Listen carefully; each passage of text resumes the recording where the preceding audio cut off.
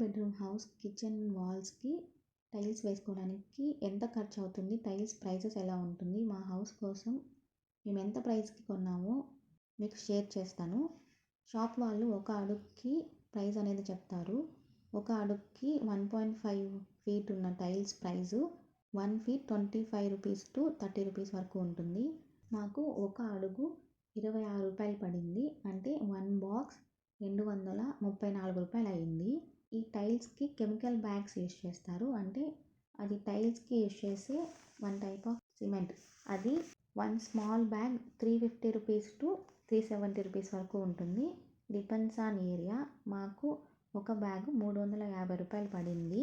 మా kitchen walls size 10x7 ఒకటి, 9x4 ఒకటి, టోటల్ 172 అడుగులు ఉంది.